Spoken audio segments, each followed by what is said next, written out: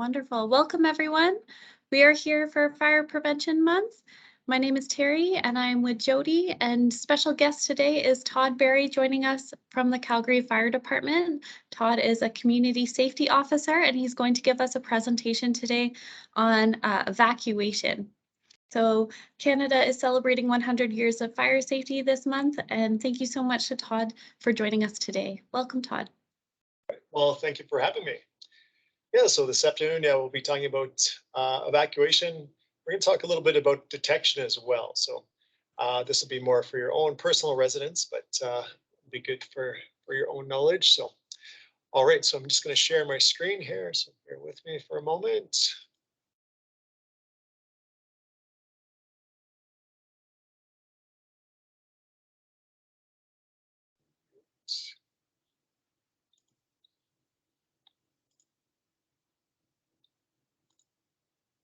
All right, so can everybody see the first slide there? Welcome, Care West. Yes, we can. Okay, perfect. So today, we're going to talk about some detection, and then we'll get into evacuation. So with detection, so how do we know if we have a fire? So you want to make sure in your homes you have working smoke alarms, and they need to be installed on every level of your home. And new building codes state that any build after 2015 will need smoke alarms both inside bedrooms and outside bedrooms.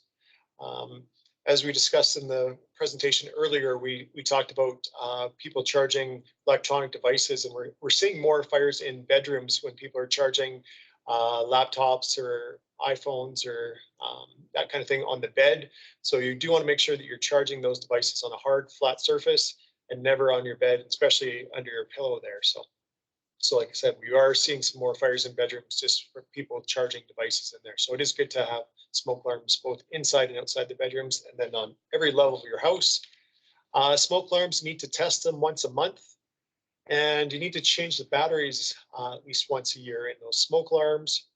And also every 10 years, you need to replace your smoke alarms. Even if those smoke alarms are hardwired, they do need to replace every 10 years. At the facilities there, the facility management, they take care of all the smoke alarms, and they actually test them on an annual basis and make sure that they're all working properly. So that's the building management's responsibility to take care of those. We're also going to talk about a little bit about carbon monoxide. So I think there was a question earlier about carbon monoxide. So carbon monoxide, you can't see it, you can't smell it, and you can't taste it. So you do want to make sure you have carbon monoxide detectors in your home.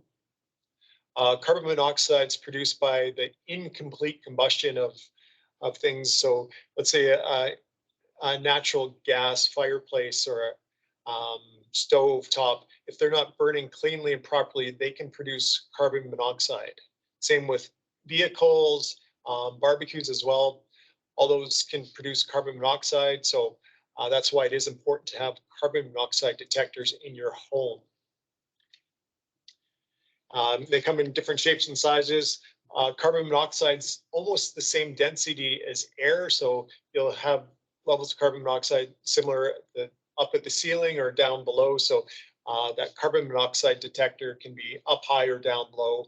And a lot of new smoke alarms are a combination smoke alarm and carbon monoxide alarms. So if you do need to replace those alarms, you can get those dual alarms that are good for both smoke and carbon monoxide. Now with evacuation. So with evacuation, a few things we want to remember. So at work there, you want to make sure you know your roles and responsibilities. So if you're a first responder, you want to make sure that you know what your role is, or the code red leader, or the emergency responder. Because when you do have those emergencies, you want to review and practice it on a regular basis, because we find that when people are kind of hit with a emergency situation, sometimes their brains can kind of freeze up. So if you practice, that's going to help you in that emergency situation. So make sure you do review your role and know what your roles and responsibilities are in each of those roles. And I'm not sure how often you practice in those roles or do any kind of mock scenarios, but it is important to do practice that and know what everybody's responsibilities are.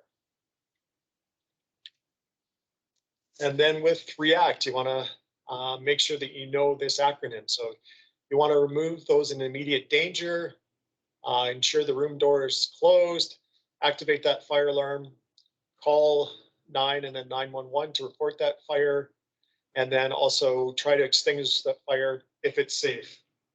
So we talked about that a little bit in the first presentation. So if that fire is less than waist height or no wider than yourself, then you should feel safe to be able to try to fight that fire using a fire extinguisher. If you're not feeling comfortable, that fire is getting bigger in size, just close that door, get out, make sure everybody is alerted, and get everybody evacuated up to or follow your protocols for the building there, whether it's getting people out of the building or just getting them on the other side of a fire door. Just make sure you know your responsibility and your role there. And fires, they double in size every 30 seconds. They can get quite big quite quickly.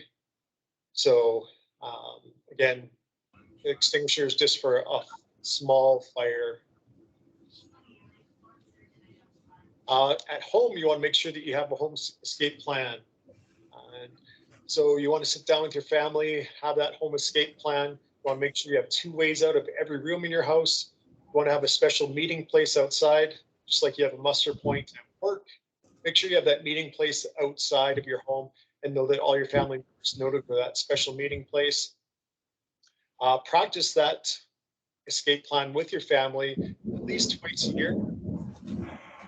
And it's good to practice it at night with your family, especially if your kids are sleeping. Try doing that home escape plan practices at night. And sometimes we find that kids will sleep right through that smoke alarm. Sometimes that certain so just got their speaker on there. Okay. Can we get everybody to mute their speakers if they're not having any questions? Okay, perfect. Thank you. So again, we want you to practice that escape plan with your family. Try it at night when the kids are sleeping, if you do have children, and make sure that they do hear that smoke alarm going off. There is certain smoke alarms out there that you can record your voice on there saying, Johnny, Johnny, or Sally, Sally, wake up, there's a fire. So those we find are better suited for kids if they're not waking up to those smoke alarms. And then once you get out, you need to stay out and call 911 once you're outside. So never go back inside for anything. Go back inside that building because it's this, like we said earlier, fires double in size every 30 seconds. And it's usually the smoke that will injure people or kill people in the fires. Fires nowadays with all our products and furniture and that, they burn so much faster, quicker, and produce a lot more toxic smoke. So you need to get out, stay out, and call 911. Never go back inside for any pets or anything. Tell the fire department we'll go in. We've got all our gear and our breathing equipment. We can go in and search the building or your house for people or belongings there. In your home, you want to make sure, and in the rooms at the facility there at Care West, you want to make sure that there's no tripping hazards and possible injury or possible things that could cause people to not be able to escape properly or trip on their way out. So make sure that the rooms are nice and clear. There's not electrical cords to trip over or belongings that are over the floor. Make sure that there's an exit that's tidy and easy to get out of. And then the doors of the buildings, you want to make sure that all the exits and stairwells are clearly marked. They're not locked and they're not clutter in front of those exits and that. So it is very important to have those open stairwells and exits out of the building, and that those doors can be opened from the inside and they're not locked. I'm sure that all the Care West facilities, they keep very high standards there. So But if you do see somebody putting things in front of those doors, stairwells, make sure that they're moved and stored properly. When you're at home at night, you want to make sure that you sleep with your bedroom door closed. Talked a little bit earlier about how quick those fires can spread and that smoke. Sleeping with your bedroom door closed is important. You can see in this picture here, we've got the two bedrooms. This was a fire that was created by Underwriters Laboratory. And they built a house and they showed one bedroom where they closed the door in the fire, and the other bedroom, the door was open. And you can see the dramatic difference of just having that bedroom door closed and how important it is if there is that fire. Once you sleep with that door closed, and if there's a fire, we want you to feel the door with the back of your hand and feel that door for heat. So if you hear that smoke alarm going off, feel that door for heat. If that door is hot, don't open it, just keep the door closed and find another exit out of that room or out of the building there or your home and get outside to that meeting place. Great, and we did talk about fire extinguishers a little bit earlier. So again, these fire extinguishers are for small fires.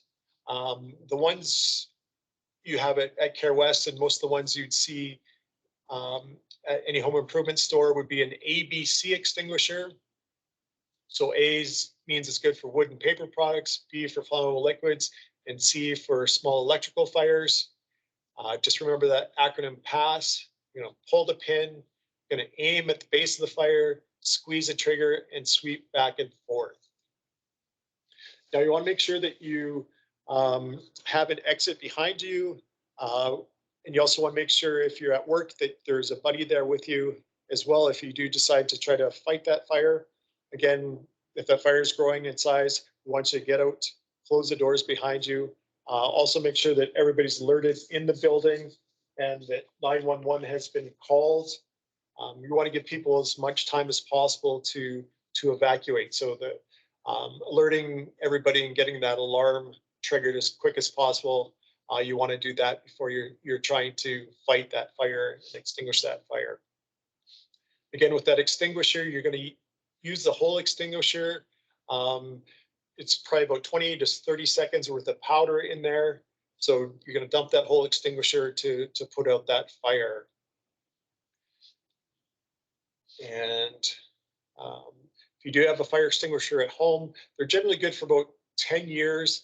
And then every 10 years, you do want to replace your fire extinguisher at home. All right. Now we can open up some questions here. And there's a couple of questions from before that were emailed to me. So I know one of them was there was concern about how long it takes for the fire department to respond to calls. And our goal is 7.5 minutes or less here in Calgary for any emergency. What types of fires do the ABC fire extinguisher put out? So that's good for any wood or paper products, gasoline or oil fires. Then also C means for electrical fires. So those are good for, an ABC extinguisher is good for pretty much every fire you'd have in your home there. The one thing you don't want to use the ABC extinguisher for is on a cooking fire with grease or oil, because it may or may not put out the fire. Sometimes if you're using that extinguisher on a cooking fire, when you start spraying that extinguisher, sometimes it actually splashes that oil or grease and spreads the fire. So if you are having a grease fire or oil fire where you're cooking, just have a cookie sheet or a lid that you can put on top of that pot or that pan and just cover it, smother it, take away the oxygen, turn off the burner, and just leave it cool for a good 15 or 20 minutes. Don't try to move that pot or that pan. All right, I'm going to exit out of here for a second and then I'll stop sharing my screen, and then we can open up for any other questions that people may have for me here. So do we have any other questions? Thanks so much, Todd. That was really interesting. I'm curious, are there any health effects in using the fire extinguishers immediately? I guess I don't really understand how fire extinguishers work. Do they remove oxygen from the air? Is there any concerns about using them around others? Should we hold our breath when we use them? That kind of stuff. Okay. Yeah, no, that's a great question. Thank you. So the extinguishers that you're going to have at the facility or at your homes, um, they're usually like a sodium bicarbonate, um, not too different than baking soda. So, or sorry, baking powder. So there's, I don't know of any long-term health effects from that. Um, it with the powder in that it's a white powder. It doesn't. It's not going to affect your lungs. It might cause a little bit of irritation just because all that powder if you're breathing some of it in. So it's not a bad idea if you are using an extinguisher. Maybe if you're wearing a t-shirt, just kind of try to cover your nose and your mouth while you're using it. But as far as harmful effects, yeah, I wouldn't be too concerned with any effects from that. It's more just an irritant as you're using it, but then after that, there shouldn't be any issues there. So, And as a follow-up to that, if somebody's clothing was on fire, would it be appropriate to douse them with the fire extinguisher? yeah, yeah, definitely could use a fire extinguisher. Just encourage them to stop, drop, and roll, and cover their face when they're rolling back and forth. But you could use like a heavier blanket in that to cover them as well. But if you do have a fire extinguisher, you could quickly give them a spray with that fire extinguisher as well. That's helpful. Uh, Thanks so much. yeah. So if it was somebody's clothes on fire, yeah, just try to focus on the area that's on fire and not be spraying them in the face if possible. Try to angle it away from their face, um, but yeah, you could definitely use a fire extinguisher on them as well. So, well, thank you for those questions. Thanks. Great. Anybody else have any questions or concerns?